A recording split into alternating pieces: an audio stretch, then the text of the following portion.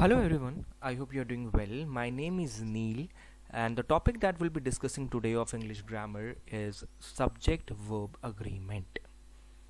I hope that some of you have already heard about it, and if not, that's also okay, because I'll be trying to make it as simplified for you as possible.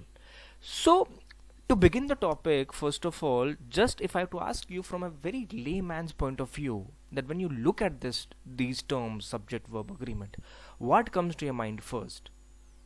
Maybe some of you might think that when I look at these three terms, the thing that clicks and comes to my mind is that there's an agreement that happens between subject and verb. Well, you are absolutely right. Yes, there's an agreement which happens between subject and verb, and basis that the rules are formulated. Also, as it is with other topics of grammar, with this as well, the more deeper you go, the more rules you have and more exceptions you have. So here as well, we'll be talking about the basic rule of subject verb agreement, and on the basis of which your majority of your verbal communication is dependent upon it. So let us kickstart the session and first of all try to understand what subject is and what verb actually means.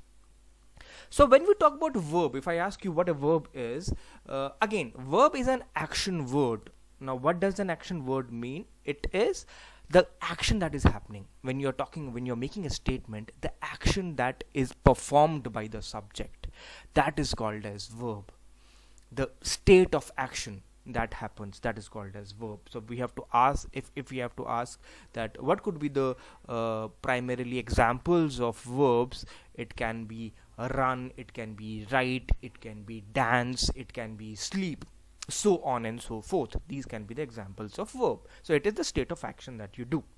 Similarly, what is a subject? Again, no rocket science associated with this. It is just when you talk about a person or a thing, about whom you're saying something, the person or the thing which is in the limelight in that statement, about whom you're saying something, or maybe that action is performed by that person or thing, that specific thing or that person is termed as subject. So just to summarize, subject is the performer and verb is the action that is being performed. Just to simplify it, subject is the performer and verb is the action that has been performed. Just an example again here, that he is not here. So the subject here is he, since we are talking about he. Similarly, book is not on my desk. The subject here is the book. Now let us move forward and talk about the rule, and as I said, just to reiterate the basic and the fundamental rule of subject verb agreement, it is if the subject is singular, verb should be singular. If the subject is plural, the verb should be plural. So that is the agreement that has happened between subject and verb, that if you have a verb, you have a subject which is singular, the verb has to be in the singular form. If the subject is in plural, the verb has to be in plural form. And one more thing, just to remember that when you talk about verb, a verb with an S is considered as singular and a verb without S is considered as plural.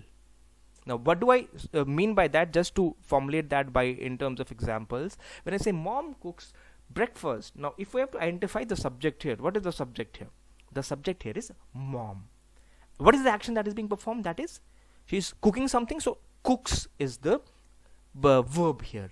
Now when we talk about the rule says if the subject is singular, so here the subject is mom and mom is singular, so the verb should also be singular, which is cooks. Now why we are using cooks here? Because as I said before as well, when you're talking about verb with S, it is considered as singular, without S it is considered as plural. So that's why the second example, if you see, moms is plural, that's why it is cook, it is not cooks.